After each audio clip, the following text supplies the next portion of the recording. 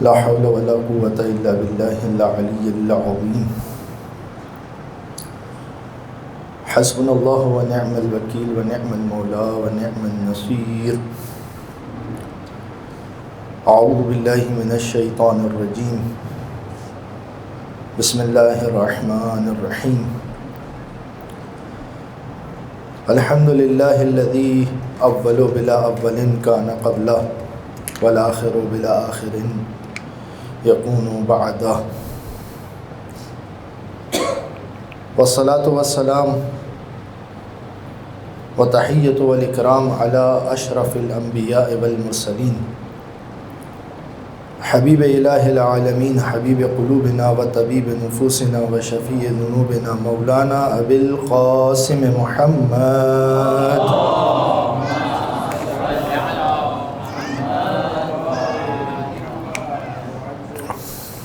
وعلى أهل بيته الطيبين الطاهرين المعصومين المنتجبين الذين أذهب الله عنهم الرجس وطهرهم تطهيرا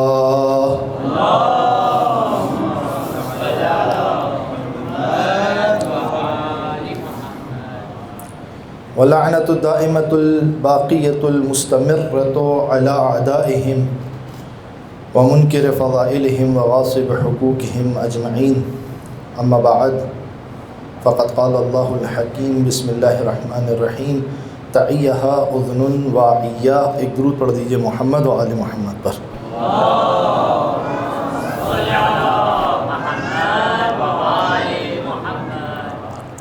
سب سے پہلے تو میں معذرت خواہوں، آپ سے شرمندہ ہوں تاخیر کی وجہ سے.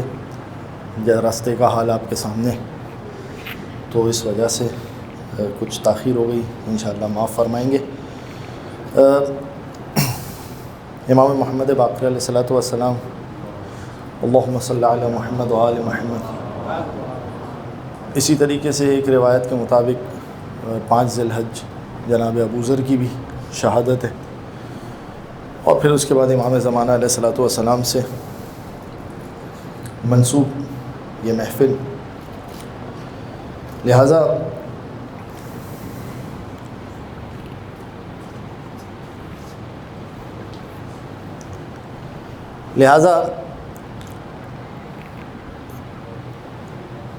جس موضوع کا انتخاب کیا آپ کے سامنے، انشاءاللہ وہاں بات شروع کرتا ہوں اور پھر آپ میرے ساتھ ساتھ ہو جائیں گے. پروردگار عالم قرآن میں خود رسول کے بارے میں یہ بات کہہ رہا ہے کہ اگر یہ رسول بھی اپنی مرضی سے کوئی بات کرے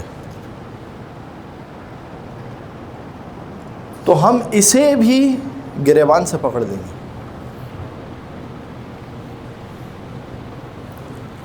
لیکن صیغہ لو میں بات کی ہے. لو یعنی کیا مطلب؟ ممکن نہیں ہے کہ ہمارا رسول یہ کرے گا. شرف رسول کو بھی بچا لیا اور بات بھی پہنچا دی. لہذا سب سے اہم ترین چیز جو دین کے حوالے سے روایات اہل بیت علیہ السلام نے جس میں کسی قسم کا کوئی تقیہ نہیں کیا اگرچہ کہ ظروف شدید تھے، وہ کیا ہے؟ دیکھیے توجہ کیجیے گا. یعنی امام علیہ الصلوۃ والسلام کے پاس سے ہمارے پاس ایک روایت آ رہی ہے تقیۃ و دینی و دین و آبائی. تقیہ میرا دین ہے اور میرے آبا و اجداد کا دین ہے. دین ہے، دین. نہیں، اس تعبیر کو آپ طلاب کے علاوہ شاید عامت الناس اس تعبیر کو درک بھی نہیں کر سکتے کہ یہاں امام کہنا کیا چاہ رہے ہیں. تقیہ تو دین ہی، تقیہ ہمارا دین ہے. ودین و آبائی، ہمارے آبا و اجداد کا دین ہے تقیہ. یعنی میں کہنا کیا چاہ رہا ہوں، اور شاید آپ کی خدمت میں بات کو واضح کرنا ویسے مناسب نہیں ہے، مگر صرف کیا دیکھیں، دین کے کسی جز کو آپ اٹھا کر کل دین بنا دیں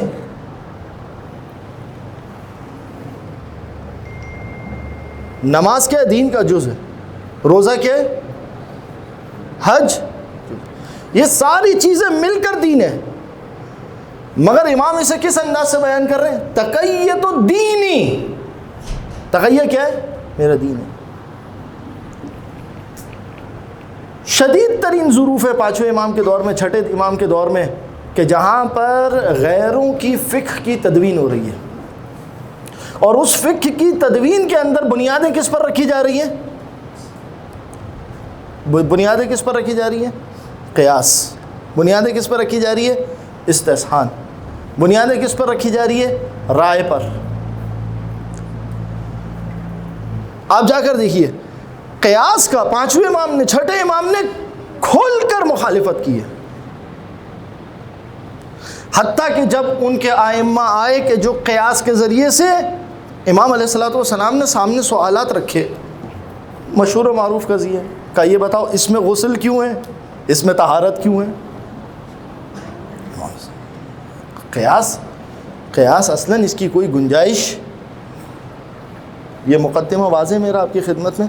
اب میں آپ کی خدمت میں چند باتیں پیش کرنا چاہ رہا ہوں. بعض اوقات ہماری طرف سے دیکھیے دو چیزیں، جب بھی کبھی طالب علم روایت کو پڑھتا ہے، حدیث کو پڑھتا ہے، کسی واقعے کو پڑھتا ہے، کسی بھی چیز کو پڑھتا ہے، تو دو جہات ہیں عام طور پر طلاب کے پاس. ایک جہت ہے کہ ہم اس روایت کو خطابی انداز میں دیکھتے ہیں، اس واقعے کو خطابی انداز میں دیکھتے ہیں. ایک ہے کہ ہم اسے اجتہادی انداز میں دیکھتے ہیں. اس روایت کو پڑھ کے اسے خطابی انداز میں دیکھا، ایک مرتبہ ہم نے اس روایت کو پڑھ کے اسے اجتہادی انداز میں دیکھا. یہ دو دیکھ دیں گے. اچھا، خطابی انداز سے میری مراد یہ نہیں ہے کہ استحسان کو شامل کر دیا، رائے کو شامل کر دیا، قیاس کو شامل کر دیا، جو ڈالنا ہے ڈال دو، نہیں، یہ نہیں ہے. خطابی انداز سے میری مراد یہ ہے کہ عامت الناس کے سامنے اس روایت کو کس حد تک کھولا جا سکتا ہے، اس روایت کو کس حد تک بیان کیا جا سکتا ہے. ایک مرتبہ ہم اسے اس انداز سے دیکھتے ہیں، ایک مرتبہ ہم اسے نہیں اجتہادی انداز سے دیکھتے ہیں کہ فقہ کے اندر، عقائد کے اندر، دیگر جو ہماری دینی جہاد ہے، اس میں اس روایت سے فضلاء کے سامنے، اہل علم کے سامنے کس انداز سے اس روایت سے استدلال کیا جا سکتا ہے. یہ دو جہاد ہوتی ہیں عام طور پر، ایک خطابی جہاد اور ایک. مگر ان دونوں جہاد کے اندر، صرف ایک جہاد سے نہیں ہے، دونوں جہاد کے اندر جو خطرہ ہے وہ کیا ہے کہ انسان کا اپنی رائے، ارأیت من اتخذ الہہ ہواہ، حبیب تم نے اسے دیکھا ہے کہ جس نے اپنی خواہشات نفس کو اپنا خدا بنا لیا. میری اور آپ کی خواہش پر دین نہیں چلے گا، مجھے یہ اچھا لگ رہا ہے، نہیں چلے گا. لہذا یہاں پر میں آپ کی خدمت میں پانچویں امام محمد باقر علیہ الصلوۃ والسلام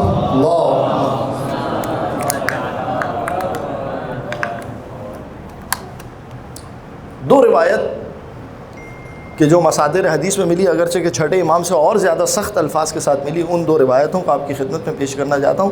کہ امام نے آیت یاد رکھیے گا جو میں نے آپ کی خدمت میں پیش کری ہے، کہ خدا نے رسول کے بارے میں بھی یہ بات کہی ہے، لو تقاولا یا لو تقبلا بعد الاقاویل، اگر رسول بھی اپنی مرضی سے کوئی بات کرے، اگر کہہ کے.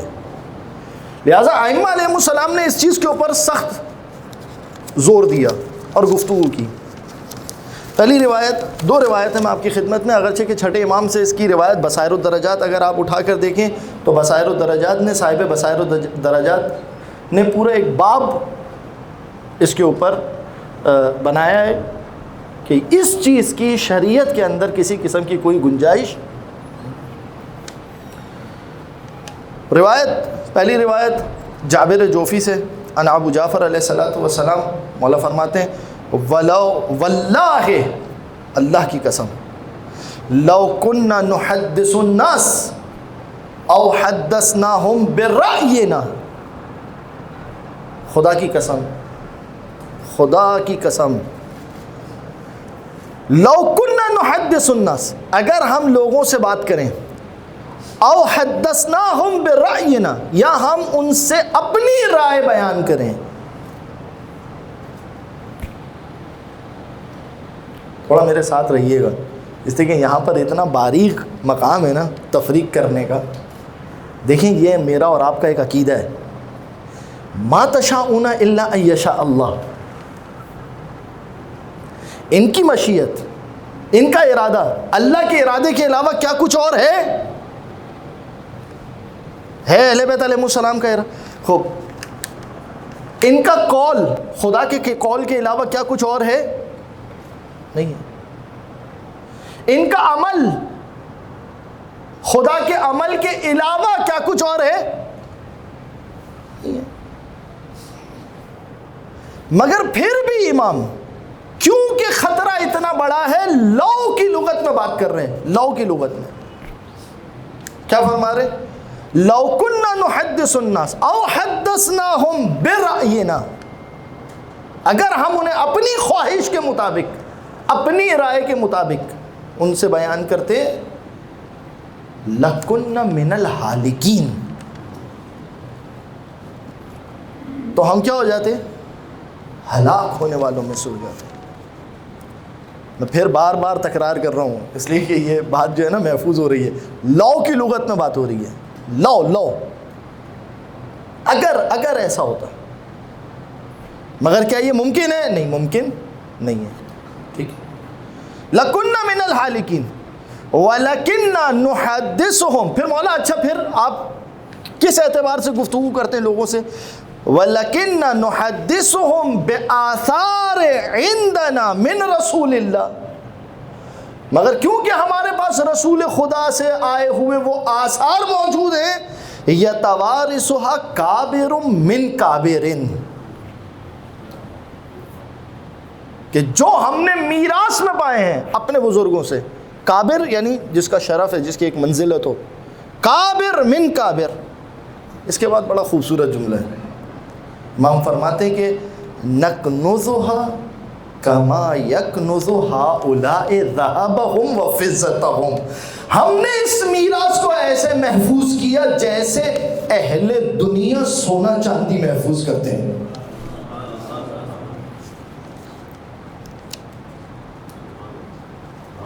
ہم نے اس میراث کو، حتیٰ چھٹے امام کی لغت میں، چھٹے امام کی زبان سے جاری ہونے والے جو الفاظ ہیں وہ اس سے زیادہ سخت ہیں۔ امام نے کیا کہا؟ اب جو روایت کے جملے میرے ذہن میں مفہوماً، لولا فرض اللہ ولایتنا وقرابتنا ومحبتنا، اگر پروردگار عالم ہماری ولایت کو فرض نہ کرتا، ہماری قرابت کو فرض نہ کرتا، ہماری محبت کو فرض نہ کرتا، مولا پھر آپ کیا کرتے؟ عجیب جملہ ہے، مولا فرماتے ہیں کہ اب جو جملہ مفہوماً مجھے یاد ہے، لما ادخلناکم فی بیوتنا، ہم تمہیں اپنے گھر میں داخل ہونے کی بھی اجازت نہیں دیتے۔ پھر اس کے بعد امام نے فرمایا گھر میں داخل ہونا یعنی سوال کرنے کے لیے، اگر ہم نہ ہوتے، کیونکہ ہمارے پاس ولایت ہے، کیونکہ ہمارے پاس قرابت ہے، کیونکہ ہمارے پاس محبت ہے، اس وجہ سے ہم تمہیں اجازت دیتے ہیں کہ تم آ کے ہم سے سوال کرو، اگر یہ نہ ہوتا بل ہم تمہیں اپنے دروازے پر کھڑے ہونے کی اجازت نہیں دیتے۔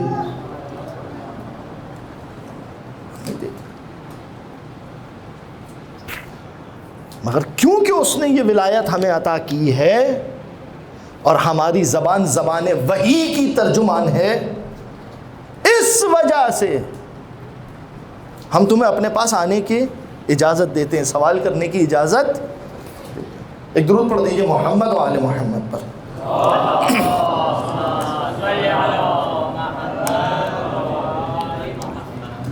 دوسری روایت جو اسی مفہوم کی ہے، میں اس وجہ سے یہ 2-3 روایتیں پیش کر رہا ہوں تاکہ ایک اطمینان حاصل ہو جائے آپ کو۔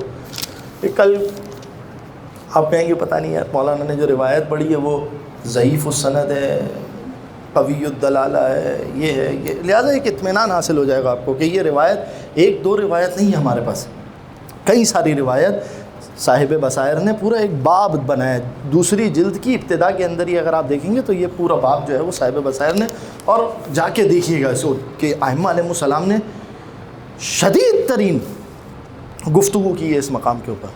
یعنی آپ سوچیں امام اپنی طرف ہلاکت کی نسبت دیں، اگر شیخ نے اگر آپ اندازہ کیجئے، اگر امام اپنی طرف ہلاکت کی نسبت دیں، یہ خطرناک ہے۔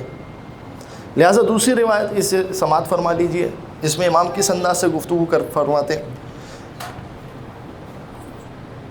لو انا حدثنا برأینا، عجیب ہے واللہ، اگر ہم اپنی رائے سے بات کرتے، کیا فرما رہے امام، نتیجہ کیا ہوتا، فَزَلَلْنَا كَمَا ظَلَّ مَنْ كَانَ قَبْلَنَا، اگر ہم اپنی رائے سے بات کرتے تو کیا ہوتا، ہم گمراہ ہو جاتے۔ مگر پھر میں کہہ رہا ہوں، بار بار کہہ رہا ہوں، کیونکہ جو لوگ بعد میں آ رہے ہیں اس وجہ سے، لو کی لغت میں تو کیا ہو جاتے ہیں، زللنا کما ظل من کان قبلنا ولکن حدثنا ببینۃ من ربنا، لیکن ہم جو ہے وہ تم سے جب گفتگو کرتے ہیں تو ہمارے پاس پروردگار عالم کی بارگاہ سے ایک بینہ موجود ہے، بیناہا لنا۔ دیکھیں ایک پہلی روایت کے اندر اور اس روایت کے اندر فرق کیا ہے، پہلی روایت میں امام نے کس سے جوڑا اپنے علم کو، وراثت سے، مگر اس روایت میں امام نے وراثت سے نہیں جوڑا، کس سے جوڑا اپنے علم کو، ببینۃ من ربنا بیناہا لنا، جسے پروردگار عالم نے مباشرتاً ہمارے لیے بیان کیا ہے۔ یعنی امام کا ایک علم کا باب وراثت ہے اور ایک علم کا باب امام کا کیا ہے کہ من حیث الامام، خود پروردگار لسان امام سے گفتگو کرتا ہے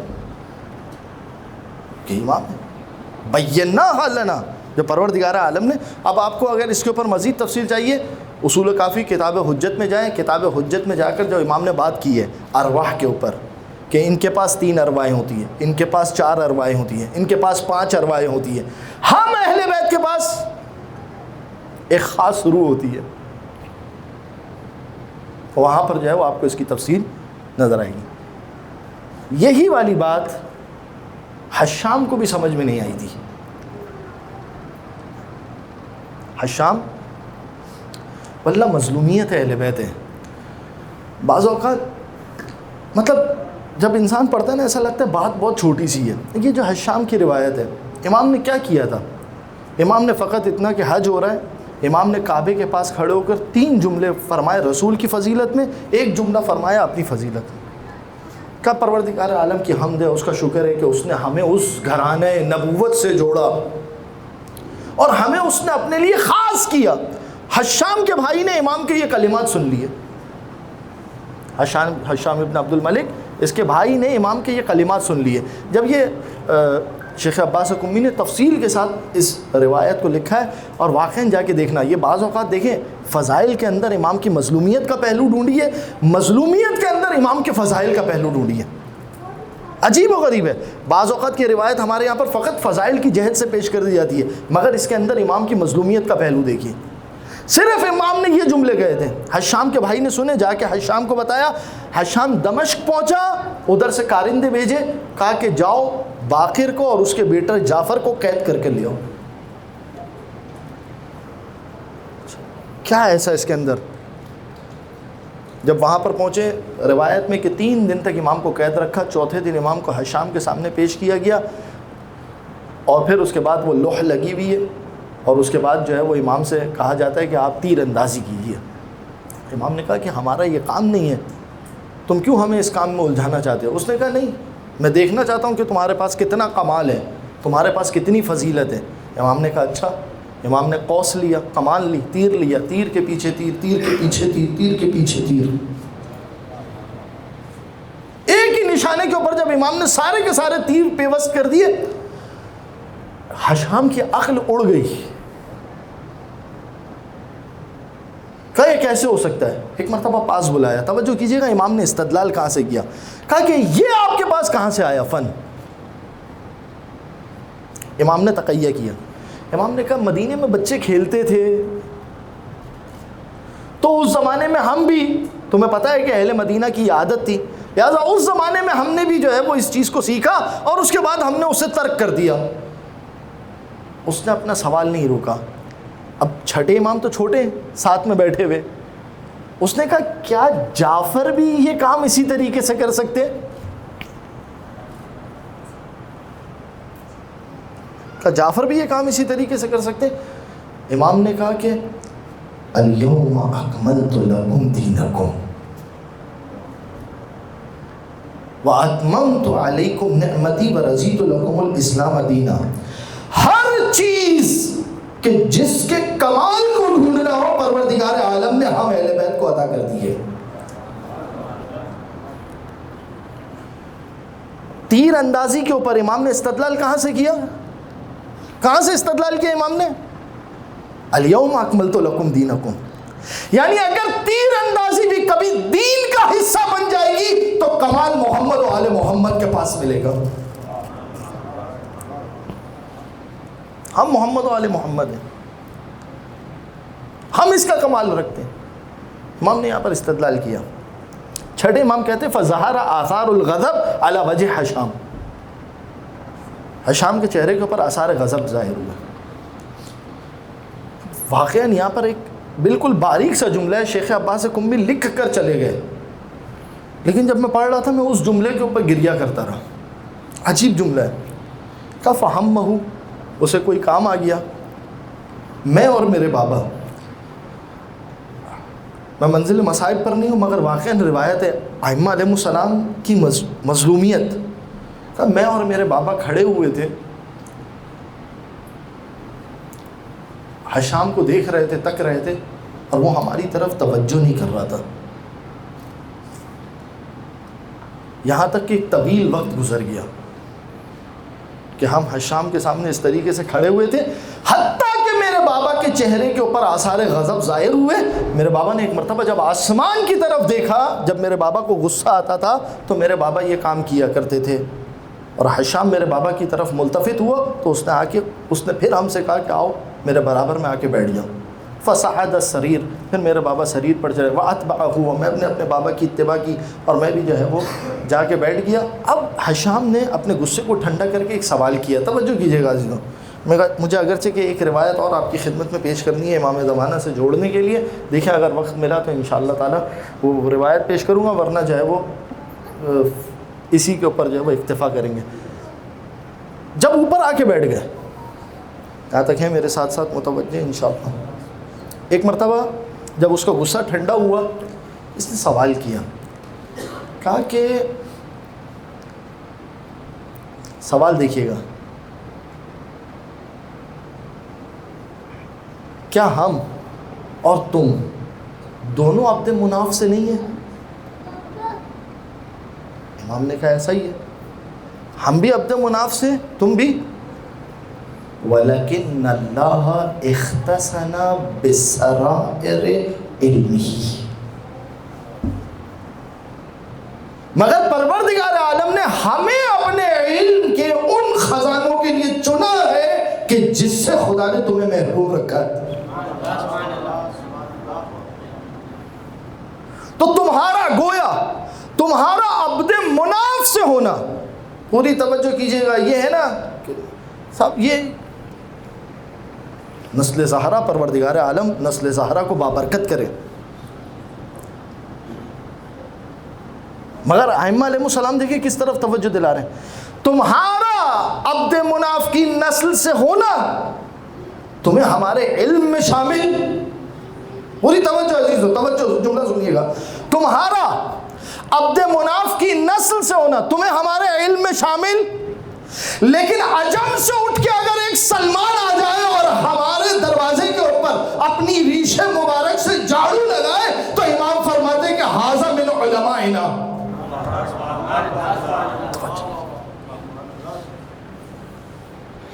یہ سلمان, روایات جا کے دیکھیے سلمان کے بارے میں, اللہ انسان تعجب میں آ جاتا ہے کہ سلمان کو کیا مقام دیا گیا. سلمان کیوں ہمارے علماء میں سے؟ اس لیے کہ سلمان ان مراتب کو اٹھا سکتا ہے جن مراتب پر خدا نے ہمیں فائز کیا. حتیٰ ابو ذر کے بارے میں نے کہا کہ آج جناب ابو ذر کی شہادت کا دن گزرا ہے, 5 ذی الحجہ. جناب ابو ذر کے بارے میں کہ لو یعلم ابو ذر ما فی قلب سلمان لقتلہ, اگر پتہ چل جائے ابو ذر کو کہ سلمان کے دل میں کیا ہے. روایت پتہ ہے کیا ہے, روایت میں آگے ایک اور جملہ ہے. امام نے دیکھیے توجہ کیجیے گا استدلال امام نے کیسے کیا, پوری توجہ میرے ساتھ رہے. امام نے کیسے استدلال کیا؟ کہا کہ پروردگار عالم نے ابوذر اور سلمان کو ایک دوسرے کا بھائی بنایا، اس کے باوجود سلمان اور ابوذر ایک مرتبے پر نہیں ہیں۔ پھر اس کے بعد امام نے ایک سوال کیا، فَكَيْفَ يَكُونُ هَؤُلَاءِ وَهَؤُلَاءِ،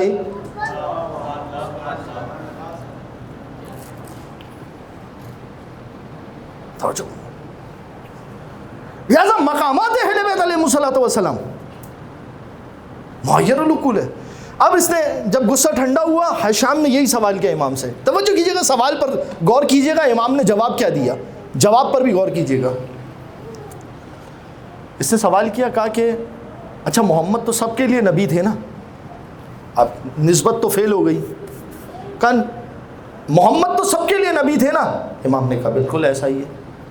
کہا اچھا پھر قرآن میں پروردگار فرماتا ہے وَلِلَّهِ مَوَارِثُ السَّمَاوَاتِ وَالْأَرْضِ، زمین اور آسمان کی جو موارث ہے وہ سب کی سب کس کی ہے؟ اللہ کی ہے۔ اب سنیے گا، جملہ سنیے گا، لَيْسَ بَعْدَ مُحَمَّد نَبِيٌّ، محمد کے بعد کوئی نبی نہیں ہے، وَلَسْتُم مِّنَ الْأَنبِيَاء، اور تم بھی انبیاء میں سے، فَكَيْفَ يَتَوَارَثُونَ، فَكَيْفَ تَتَوَارَثُونَ، تو تمہارے پاس یہ علم کہاں سے آیا؟ اب سنیے امام نے کیا جواب دیا۔ امام نے آیت پڑھی، قرآن کے اندر ہے نا، لا تحرک، اے حبیب اپنے ہونٹوں کو حرکت مت دو، جلدی مت کرو، لا تحرک شفتیک۔ سنیے امام نے اس تعویل کی، کہا یہ آیت یہ بتا دی لا تحرک شفتیک لغیرنا، ہمارے علاوہ کے لیے، لہٰذا یہ کائنات کے رسول کو بتایا جا رہا ہے کہ ہم نے تمہارے لیے جو قرآن دیا ہے وہ پورا کا پورا کسی اور کو مت دو، فقط علی ابن ابی طالب کو دینا۔ وہ سارا کا سارا قرآن کس کو دینا؟ علی ابن ابی طالب کو دینا۔ جا کے دیکھیے گا یہ واقعہ۔ پھر اس کے بعد امام نے دوسری آیت پڑھی۔ کیا آیت پڑھی؟ کہ سوال کیا تھا؟ سوال کیا تھا تمہارے پاس کہاں سے آیا؟ امام نے کہا ایک تو میراث، اس سے کہ پورا کا پورا قرآن کس کو دیا گیا؟ علی ابن ابی طالب کو دیا گیا۔ اس کے بعد امام نے کہا وَتَعِيَّهَا أُذْنٌ وَعِيَّةٌ، اے حبیب ایک کان ہے کہ جو ساری چیزوں کو محفوظ کر رہا ہے،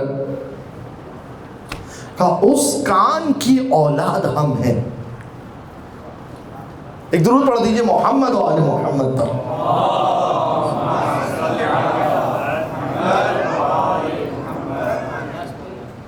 توجہ فرمائیں، یعنی یہ کہاں سے آپ وارث بن گئے؟ یہ میراث آپ کے پاس کہاں سے آئی؟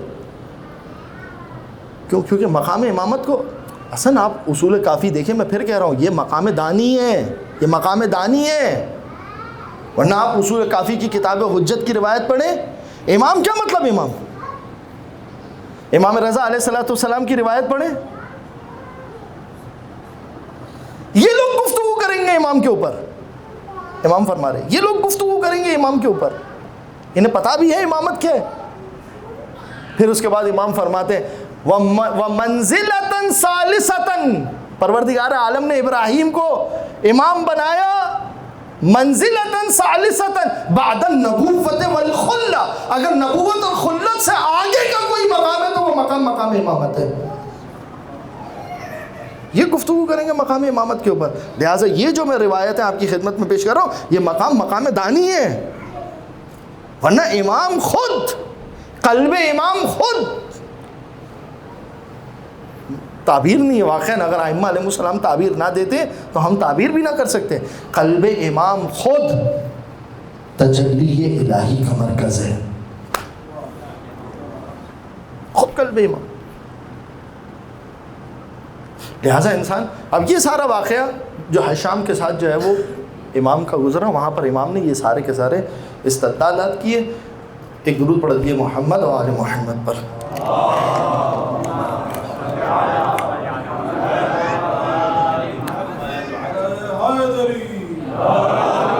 لہٰذا انسان میں ابھی الحمدللہ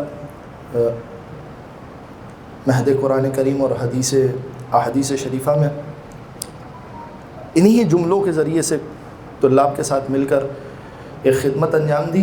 واقعاً آپ زیارت کے اندر ہر فکرے کے اوپر رکیں. مقام امامہ ہم جتنا دیکھیں، ایک مثال دے رہا ہوں چھوٹی سی، سمجھنے کی کوشش کیجیے گا. مجھے کسی شخص سے ضرورت ہے، لیکن اگر مجھے پتہ ہی نہیں ہے نا کہ وہ میری کیا ضرورت پوری کر سکتا ہے، تو میں اپنے ذہن کے مطابق مانگوں گا، اس کے فضل کے مطابق نہیں مانگوں گا. اس کا فضل کتنا ہے میں اس کے مطابق. واقعاً آپ جا کے کلمات پہ رکیے. عجیب ہے جملے، عجیب ہے واقعاً جملے.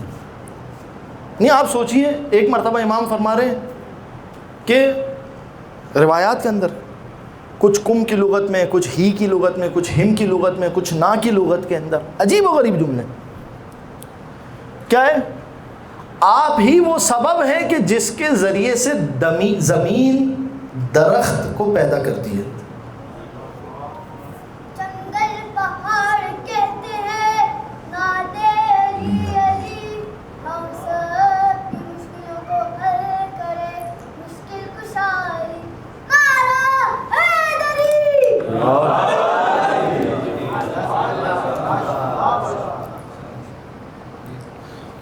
ابھی کہاں ہے ہم سب کی مشکلوں کو حل کریں. میرا آپ سے سوال ہے، علی کیا مشکل حل کر سکتے ہیں؟ جواب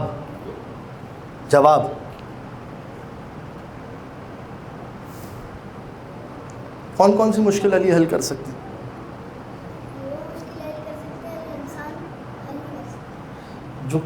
جو کوئی انسان حل نہیں کر سکتا.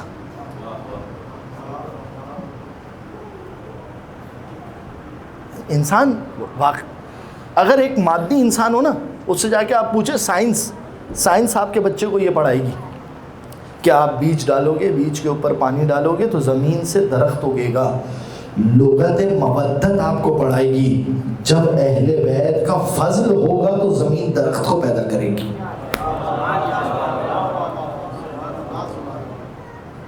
اہل بیت علیہ السلام سے جوڑ کر، توجہ کیجیے گا. اچھا یہ روایت میں توا بکم الاسباب، توا بکم الاسباب، آپ وہ ہستیاں ہیں کہ جن کے سبب اسباب لپٹ جاتے ہیں. ایک کام تھا کہ جو آپ کا ہونا اس طریقے سے تھا کہ آپ کو پہلے یہاں جانا تھا، پھر وہاں جانا تھا، پھر وہاں جانا تھا، پھر اس دائرے میں جانا تھا، پھر اس دائرے میں جانا تھا، پھر وہ سائن کرتا تو آپ کا کام ہوتا. یا اہل بیت النبوہ توا بکم الاسباب، آپ وہ ہستیاں ہیں کہ خدا اسباب کو لپیٹ دیتا ہے. توا بکم الاسباب، یہ سارے مادی اسباب سمٹ جاتے ہیں. اس سے اوپر جائے انسان تو اہل بیت کی منزل ہے. توا بکم الاسباب، خداوند عالم آپ کے سبب سارے کے سارے اسباب کو لپیٹ دیتا ہے. ایک معنوی منزلت پر انسان چلا جاتا ہے، مادی اسباب سے نکل کر. لہٰذا ہر جملے کے اوپر رک کر آپ دیکھیے اہل بیت علیہ السلام. بچہ آپ کو یہی سائنس آپ کے بچوں کو کیا سکھائے گی؟ توجہ، پوری توجہ کیجیے گا. سائنس آپ کے بچے کو یہ سکھائے گی what is water cycle. Water cycle کیا ہے؟ سائنس آپ کے بچے کو سکھائے گی کہ پانی کے اوپر سورج پڑتا ہے، سورج جو ہے وہ بھاپ بناتا ہے، بھاپ کے ذریعے سے وہ پانی آسمانوں میں چلے جاتا ہے، اور پھر اس کے بعد وہ پانی آسمان سے واپس. زیارت آپ کے بچے کو سکھائے گی بکم ینزل اللہ الغیث، آپ ہے وہ ہستیاں کہ جن کے سبب خدا بارش برساتا ہے.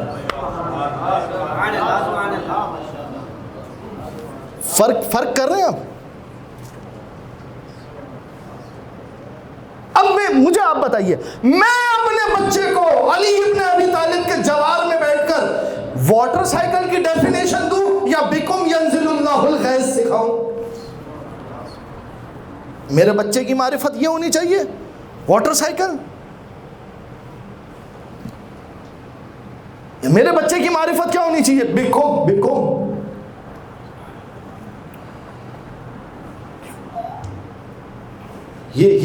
یہ چیز آپ کے بچے کو کبھی بھی اسکول پرووائڈ کر ہی نہیں سکتی.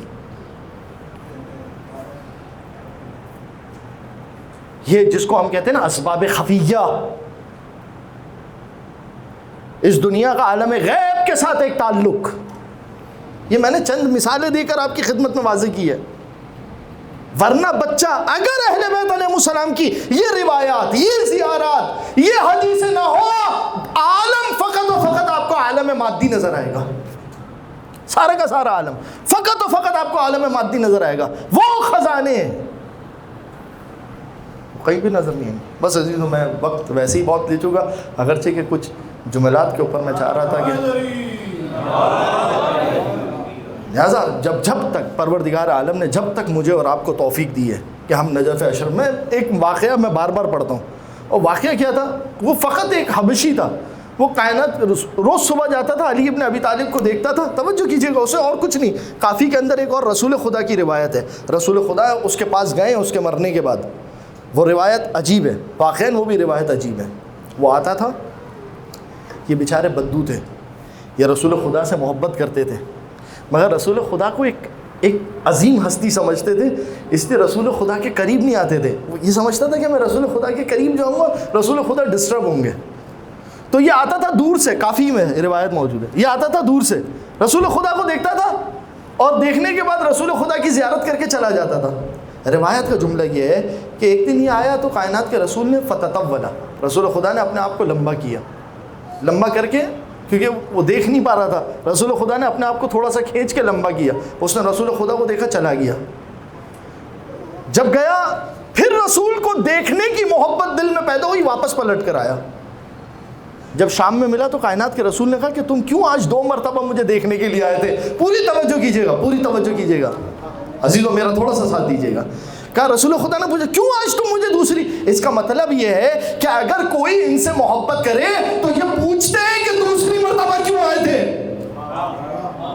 غافل نہیں تھے رسول خدا اس کے عمل سے. اگر کوئی صبح میں علی ابن ابی طالب کی زیارت کے لیے جا رہا ہے، شام میں پھر سے جا رہا ہے، علی دیکھتے ہیں کہ دوسری مرتبہ کیوں آیا، کہیں پریشان تو نہیں ہے، کہیں کسی مشکل میں گرفتار تو نہیں ہے، یہ کیوں آیا دوسری مرتبہ؟ اس نے کہا یا رسول اللہ، ایسی محبت پیدا ہوئی کہ میرا جی نہیں چاہ رہا تھا کہ آج کام پر جاؤں، دل یہ چاہ رہا تھا کہ پھر سے آپ کی زیارت کے لیے آؤں. روایت میں کہ مر گیا، 4 دن تک نہیں آیا. رسول خدا نے اصحاب سے کہا کیوں نہیں آیا؟ توجہ کیجیے گا، 4 دن تک نہیں آیا. رسول خدا نے اصحاب سے کہا کیوں نہیں آیا؟ کہا نہیں پتا. فتنعلا، رسول خدا نے چپلیں پہنی، اس کے بعد کہا سب سے کہا کہ چلو چل کے دیکھتے ہیں. بازار گئے، بازار میں دکان والے سے پوچھا، یہاں پر ایک شخص ہوتا تھا، یہ آتا تھا اس طریقے سے مجھے دیکھتا تھا، چلا جاتا تھا. کہا یا رسول اللہ آپ کی بات ٹھیک ہے مگر اس کا انتقال ہو گیا. وہ جو فرما رہے ہیں، یعنی اصحاب کو بتایا وہ مجھے خالی دور سے دیکھنے کے لیے آتا تھا، میں نبی اسے فراموش نہیں کر رہا ہوں. کائنات کے رسول کا واقعہ، مولا امیر کا واقعہ کیا ہے؟ مولا امیر کا واقعہ، میت جا رہی ہے، رسول خدا مولا علی بیٹھے ہوئے کہہ رہے کہ رکھو اس میت کو نیچے. کہا یا رسول اللہ کیا ہو گیا، کوئی خطا ہو گئی ہم سے؟ کہا نہیں. یا علی کھڑو ہو، دیکھو ذرا کس کی میت ہے. علی ابن ابی طالب کے جنازے کے پاس ایک مرتبہ کہا یا رسول اللہ، توجہ کیجیے گا، یا رسول اللہ یہ وہ حبشی غلام ہے کہ جو میرے پاس آتا تھا روز صبح میں، اور آنے کے بعد مجھ سے کہتا تھا انا احبک یا علی، یہ کہہ کر چلا جاتا تھا.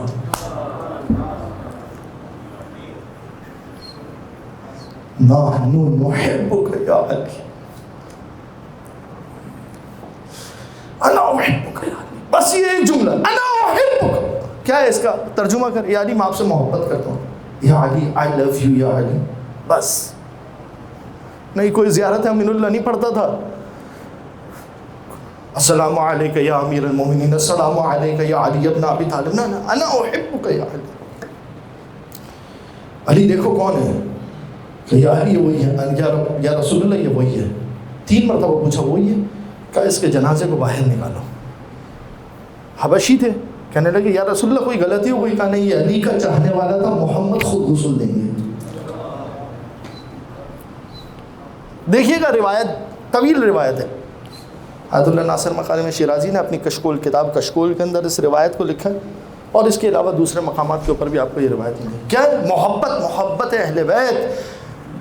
ضروری ہے کہ انسان اپنے ظرف کو اور اپنے ساتھ والوں کے ظرف کو محبت اہل بیت کے لیے وسیع کریں. یہی ہماری حیات ہے. رحم اللہ عبدا استجر مودتہم الی نفسہ و الینا. پروردگار اس شخص پر رحم کرے کہ جو لوگوں کی محبتوں کو کھینچ کر لے کر آتا ہے اپنے لیے اور ہمارے لیے. مودت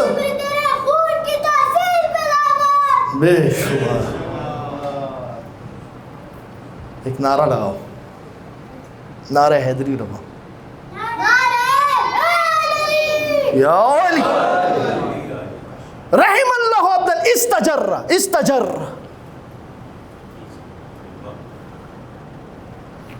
آسان ہے محبت کو کھینچنا, خصوصاً اس مادی دنیا کے اندر کہ جہاں پر اس انسان کی محبت کس کے ساتھ جڑی ہوئی ہے. توجہ کیجئے گا عزیزوں, کس کے ساتھ جڑی ہوئی ہے محبت؟ یہ دنیا ہے نا, آپ خود دیکھ رہے ہیں کس کے ساتھ جڑی ہوئی ہے؟ شہرت کے ساتھ. محبت کس کے ساتھ جڑی ہوئی ہے ہماری اس دنیا میں؟ کس کے ساتھ محبت جڑی ہوئی ہے؟ لوگوں کی محبت کس کے ساتھ جڑی ہوئی ہے؟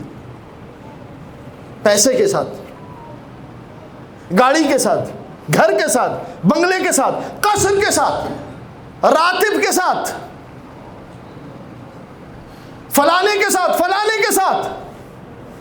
توجہ کیجئے, اس ماحول کے اندر جہاد ہے. رحم اللہ عبدا استجر مودتہم الینا. پروردگار رحم کرے اس بندے کے اوپر کہ جو لوگوں کی محبت ہماری طرف لے آئے.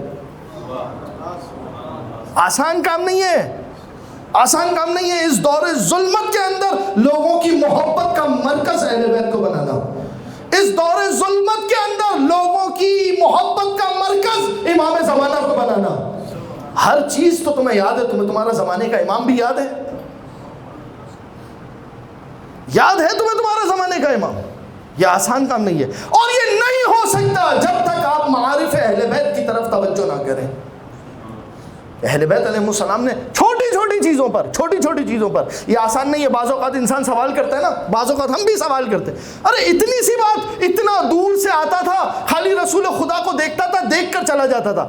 جا کر روایت میں دیکھیے گا کائنات کے رسول نے اس کے لیے کیا کہا ہے. جب اس کی دکان پر پہنچے نا, روایت جا کے دیکھ لیجیے گا, میں مفہوماً پیش کر رہا ہوں, اس لیے کہ مسئلہ سارا یہاں پر یہ ہے کہ اب کوئی بھی بات ہو جائے نا سب اچھی لگتی ہے, مگر ولایت کی بات ہو جائے نا تو پھر اس کے بعد ہاضمہ خراب ہونا شروع ہوتا ہے. بہت معذرت کے ساتھ توجہ کیجیے گا. جب وہ پہنچا ہے, دکان پر پہنچا ہے, تو جو پڑوسی دکاندار تھا نا اس نے کہا یا رسول اللہ بندہ تو بہت اچھا تھا. توجہ کیجیے گا, توجہ کیجیے گا. یا رسول اللہ بندہ تو بہت اچھا تھا مگر اس میں ایک خرابی تھی. وہی ہماری عادت نا, بندہ تو بہت اچھا تھا مگر اس میں ایک خرابی تھی. کیا خرابی تھی؟ تھوڑا سا دل پھیک تھا. اس سے زیادہ میں ترجمہ نہیں کر سکتا. کائنات کے رسول نے پتہ ہے جملہ کیا کہا؟ خدا کی قسم اگر یہ وہ شخص ہوتا نا کہ جو آزاد بندوں کو غلام بنا کر بیچ دیتا ہے, تو بھی جتنی محبت یہ مجھ سے کرتا تھا میری محبت ہی سے بچا لیتی.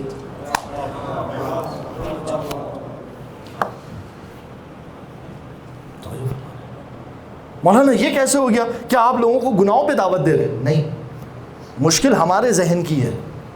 ایک منٹ, جب پروردگار عالم کو پکارتے تو کیا کہتے؟ یا من سبقت رحمتہ, تھوڑا سا ساتھ دیں, یا من سبقت رحمتہ, اے وہ کہ جس کی رحمت اس کے غضب پر, کیا چیز سابق ہے؟ رحمت یا غضب؟ گناہ غضب ہے, نیکی نہیں. پھر سنیے, اس کا دل پھینکنا غضب ہے, اس کا رسول سے محبت کرنا رحمت ہے. یا من سبقت رحمتہ غضب. بہت معذرت کے ساتھ واللہ لوگ اہل بیت سے جڑے ہوئے, بعض اوقات ہم علماء ان کے عقیدوں کو خراب کر دیتے, ہم انہیں اس محبت کے اوپر اس انداز سے باقی نہیں رہنے دیتے. بالکل لوگوں کو گناہوں کے دامن سے بچاؤ, لوگوں کو گناہوں کے دلدل سے بچاؤ, مگر ولایت اہل بیت سے دور کر کے نہیں.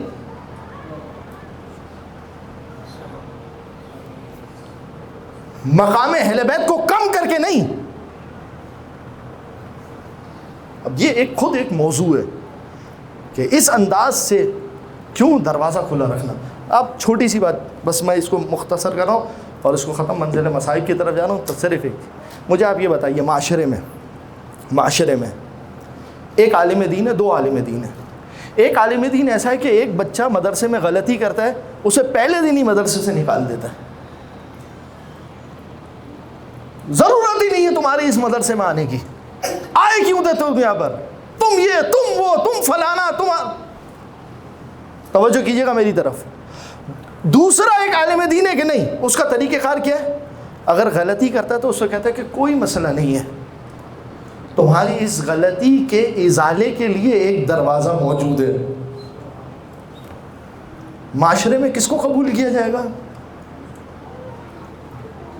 کس سے محبت کریں گے بچے؟ اسی وجہ سے زیارت کے اندر ایک جملہ آیا ہے, اے اہل بیت آپ وہ ہستیاں ہیں, توجہ کیجیے گا, کہ آپ کے ذریعے سے پروردگار عالم نے شیطان کو, توجہ کیجیے گا, شیطان کو قوت دینے کے بعد خدا نے ذلیل کیا آپ کی رحمت کا دروازہ کھول کر. آپ کی رحمت کا دروازہ کھول کر شیطان نے, بڑا خوش ہو رہا تھا شیطان, اصل جنگ کس کی ہے؟ شیطان اور رحمان کی ہے. بڑا خوش ہو رہا تھا, بہکا دیا, ہٹا دیا, گناہ کروا دیا, نماز چھڑوا دی, فلاں کام کروا دیا, بڑا خوش ہو رہا تھا, بڑی قوت کے ساتھ کہہ رہا تھا, دیکھا بہکا دیا, پروردگار میں ضرور بہکاؤں گا, دیکھو بہکا دیا. پروردگار نے کہا ایسا دروازہ کھولوں گا تیرا بہکانا دھرا کا دھرا رہ جائے گا. رحمت کے اس دروازے کا نام ہے محمد و آل محمد.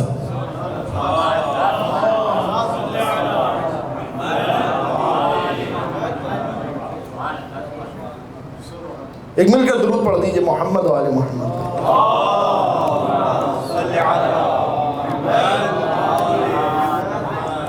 من بعد قوته ضعفا, روایات کے اندر ہے.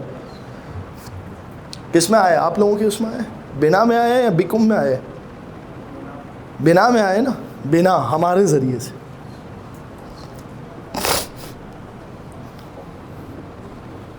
ہمارے ذریعے سے خدا نے شیطان کو ضعیف کیا. اب آپ جب اس انداز سے دیکھیں روایتوں کو, اب آپ کو ساری چیزیں بہت آسانی سے ہضم ہو جائے گی. ایک قدم حسین کی راہ میں چلے, ابھی پہلا قدم اٹھا تھا, کیا ہوا؟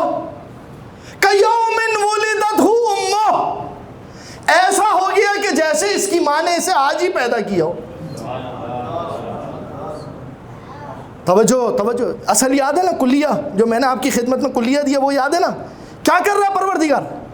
شیطان کو ذلیل کر رہے ہیں. اب رحمت وسیع ہوتی جا رہی ہے, اب رحمت وسیع ہوتے جا رہی ہے. کا 1 حج, امام نے کہا 2 حج, مطلب 2 حج, امام نے کہا 3 حج, کا 3 حج, کا 4 حج. اللہ اکبر.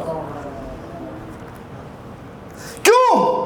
قاعدہ دیا امام نے, قاعدہ دیا, اس لیے کہ اگر تم نے ہماری فضیلتوں کا احاطہ کر لیا, پوری توجہ, اگر تم نے ہماری فضیلتوں کا احاطہ کر لیا تو جو چیز جس کا احاطہ کرے وہ چیز بڑی ہوا کرتی ہے.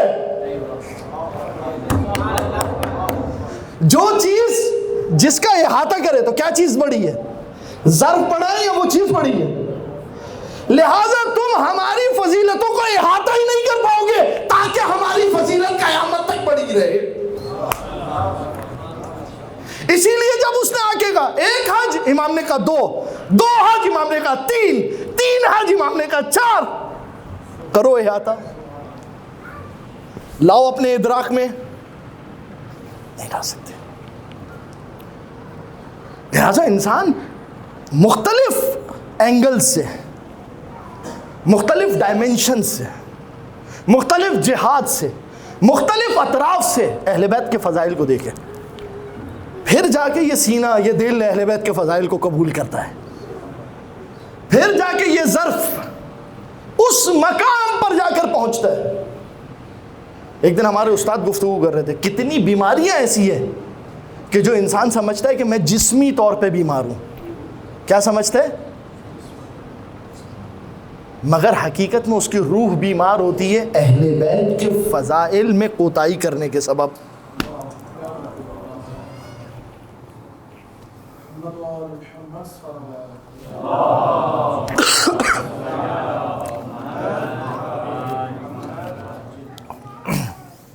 لہٰذا بس عزیزو، بہت وقت لیا آپ کا، یہ مقام معرفت ہے، منزلت ہے، اور اس پر انسان جتنا بولتا جائے کم ہے۔ اور میں نے آپ کو اس کی دلیل بھی دے دی کہ کم اس وجہ سے کہ خود اہل بیت علیہ السلام نے ہمیں یہ باتیں بتائی ہے کہ دیکھو یہ ہو ہی نہیں سکتا کہ تم ہمارے فضائل کا احاطہ کر سکو۔ لہٰذا اگر آپ کو اس کے حوالے سے اور اس پر گفتگو دیکھنی ہے تو آپ جائیے گا جو روایات ہیں صعب مستصعب، وہ صعب اور مستصعب کی روایت کے اندر ائمہ علیہ السلام نے ایک علت یہ بتائی ہے، ایک سبب یہ بتایا۔ صعب اور مستصعب کی جو روایات ہیں وہاں پر امام نے ایک سبب یہ بتایا ہے کہ کیوں ہماری روایتیں، ہماری حدیث صعب و مستصعب ہے۔ اس کی وجہ یہ ہے کہ اگر تم نے ہماری ساری حدیثوں کا بوجھ اٹھا لیا تو یہ بتاؤ کہ تمہارا ظرف بڑا ہوا یا ہماری حدیثیں بڑی ہوئی؟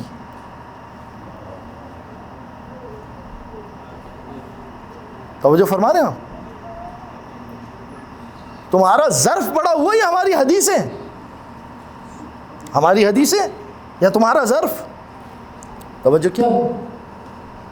لہٰذا عزیزوں، یہ وہ سارے ابواب ہیں، اور اس پہ بہرحال ایک کاوش کی ہے اور آج ہی اسے جاری کی ہے، تو کوشش کریں کہ آپ حضرات ان جملوں کو پڑھیں تاکہ انسان مقام اہل بیت علیہ السلام کو پہچانے، اور مقام اہل بیت علیہ السلام میں خاص طور پر مقام امام حسن۔ بس معذرت عزیزوں، میں نے بہت وقت دیا، مجھے اندازہ ہے وقت تجاوز ثم تجاوز ثم تجاوز، مگر بس جو ہے وہ میرے پانچویں امام جس کی شہادت کی مناسبت سے مجلس سے ہمارے دوست حسین شاکری صاحب نے ایک شعر کہا ہے، اس شعر میں پڑھتا ہوں، یہاں سے مصاحب کا آغاز کرتے کہتے ہیں کربلا سے جو کم سنی میں ملی اس جواں آگہی کو پالا تھا۔ چوتھے امام نے پانچویں امام 3 سال کے تھے کربلا میں، کربلا سے جو کم سنی میں ملی اس جواں آگہی کو پالا تھا، لقمے کھلا کے باقر نے مذہب جعفری کو پالا تھا۔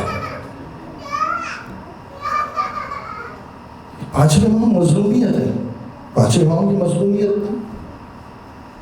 3 سال کی عمر میں۔ دیکھیں آپ کبھی اپنے بچے کے ساتھ ہوں، ہم کہتے ہیں آپس میں بدتمیزی مت کرو، بچہ ساتھ کھڑا ہوا ہے۔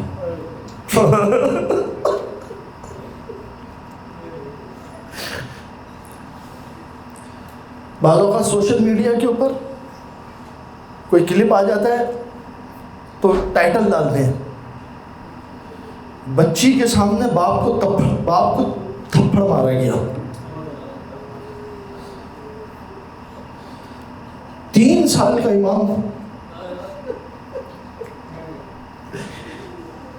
یہ دیکھ رہا ہے کہ میرا بابا اتنا مجبور ہے،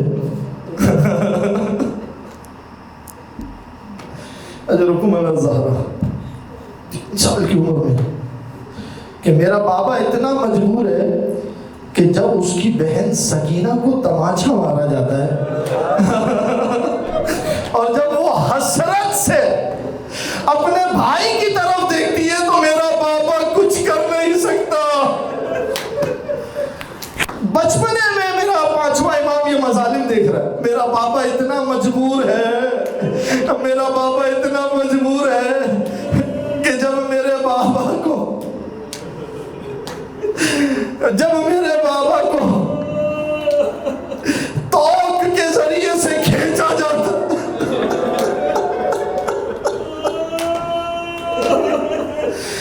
سید سجاد کی غربت اگر کسی نے اپنی آنکھوں سے دیکھی ہے وہ ہے 5واں مولا۔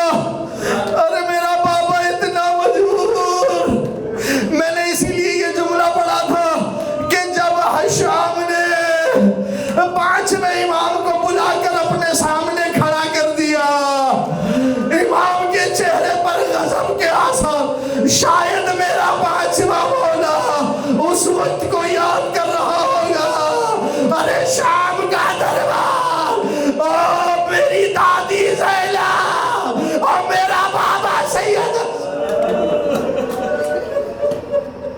اجرکم علی الزہراء، اجرکم علی الزہراء۔ ہاں عزیزو، یہ میرا 5واں مولا انتہائی غریب زہر دیا گیا، اپنے بیٹے امام صادق کو بلا کر ایک مرتبہ وصیت کرتے ہیں، اے بیٹا یہ میرے مال سے 10,000 درہم ہے، 10 سال تک منا کے میدان میں مجھ پر گریہ کرنے والوں کو بلا کر گریہ کروانا۔ میں کہوں گا مولا آج بھی منا کے میدان میں آپ کے نام کی مجلس ہوتی ہے، آپ کے چاہنے والے جمع ہوتے ہیں، منا کے میدان میں محمد باقر کے نام کی مجلس ہوتی ہے۔ مولا آپ نے وصیت کی، آپ کے پاس 10,000 درہم تھے، مولا جعفر صادق نے مجلس کروائی، مگر میرا غریب کربلا ارے کسے وصیت کرتا؟ جب بچی باپ کے لاشیں پر آئی، شیعتی مہما شربتم معاذ من فسکلونی، شیعوں جب کبھی ٹھنڈا پانی بھی مجھ پر گریہ کرنا۔ عجیب جملہ، لیتکم فی یوم عاشوراء جمیعا تنظرونی، کاش تم سب عاشور کے دن کربلا میں ہو، کیفاس تشکیل طفل دیکھتے تمہارا مولا علی اصغر کے لیے کیسے بانی۔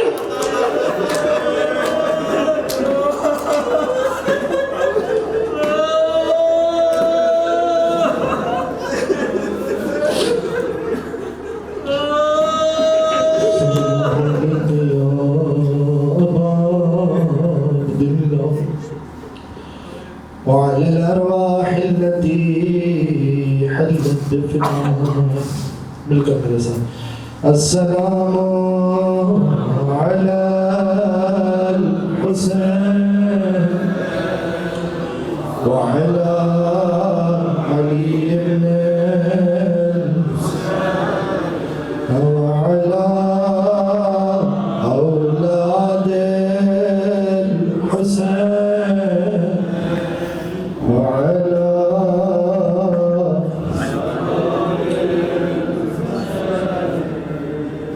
تجھے واسطہ محمد و علی محمد کا ہماری اس عبادت کو اپنی بارگاہ میں قبول فرما۔ پروردگار ہمارے گناہ کبیر و صغیرہ کو معاف فرما۔ پروردگار تجھے واسطہ محمد و علی محمد کا خدایا ہمارے زمانے کے امام کو راضی و خوشنود فرما۔ پروردگار اس عذاب کے ذریعے سے، اس بوحا کے ذریعے سے امام زمانہ کے قلب مقدس کو چین عطا فرما۔ پروردگار تجھے واسطہ یہاں جتنے بھی طلاب بیٹھے ہیں تو محبت اہل بیت کا دم بھر دے، جس کسی مشکل میں گرفتار ہیں ان کی مشکل کو آسان کر۔ پروردگار کے طلاب جو خدمت انجام دے دیں اسے اپنی بارگاہ میں قبول فرما۔ پروردگار تجھے واسطہ محمد و آل محمد کا خدایا ہمیں اپنا ہر عمل امام سے جوڑنے کی توفیق عنایت فرما۔ پروردگار تجھے واسطہ محمد و آل محمد کے زمانے کے امام کی ظہور میں تعجیل فرما، ہم سب کو ان کے اعمال و انصار میں شمار فرما۔ ربنا تقبل منا انک انت السمیع الدعاء۔ ایک مرتبہ سورہ فاتحہ اور 3 مرتبہ سورہ اخلاص کی تلاوت فرما دیجیے۔ اس میں اپنے اپنے مرحومین کو بھی شامل کر لیجیے، اپنے تمام کے تمام عزیزوں کو شامل کر لیجیے، بالخصوص ہم اپنے علماء کو شامل کریں، اصحاب ائمہ کو شامل کریں، رسول خدا سے لے کر امام زمانہ تک کے جتنے اصحاب ہیں، اور اس کے بعد ان کے بعد سے لے کر غیبت کبریٰ کے جتنے علماء غیبین اور آج تک وہ علماء کے جنہوں نے ولایت و مودت اہل بیت علیہ الصلوۃ والسلام کو زندہ کیا، ان سب کو اس فاتحہ میں شامل کیجیے۔ اور ساتھ ساتھ آغا رہبر حسین، آغا حیدر حسین، آغا حیدر حسین، رشیدہ خاتون زوجہ آغا حیدر حسین، سید عباس علی کاظمی ابن محمد شفیع کاظمی، زبیدہ بیگم زوجہ سید عباس علی کاظمی، سید زاہد علی کاظمی، سیدہ عابدہ بیگم، سید نواب علی کاظمی، حسن رضا زیدی، اور اس مدرسے کے بانی مولانا سرور شاکری صاحب، ان کے بیٹے مولانا محمد علی شاکری، اور اپنے اپنے تمام مدمین کو، اپنے اپنے اساتید کو، ان پر جنہوں نے ہماری زندگی میں ہم پر کوئی احسان کیا، فقط اتنا بھی احسان کیا ہونا کہ ہمارے لیے دعا کی اور وہ اس دنیا سے چلے گئے، ان سب کو یاد کرتے رحم اللہ من عظیم فاتحہ۔ بسم اللہ الرحمن الرحیم، الحمد للہ رب العالمین، الرحمن الرحیم، مالک یوم الدین، ایاک نعبد و ایاک نستعین، اهدنا الصراط المستقیم، صراط الذین انعمت علیہم غیر المغضوب علیہم ولا الضالین۔ بسم اللہ الرحمن الرحیم، هو اللہ احد اللہ الصمد لم یلد ولم یولد ولم یکن له کفوا احد۔ بسم اللہ الرحمن الرحیم، هو اللہ احد اللہ الصمد لم یلد ولم یولد ولم یکن له کفوا احد۔ بسم اللہ الرحمن الرحیم، هو اللہ احد اللہ الصمد لم یلد ولم یولد ولم یکن له کفوا احد۔ اللهم صل على محمد وعلى محمد، ربنا تقبل منا انك انت السميع الدعاء، محمد وعلى محمد صلى الله عليه وسلم۔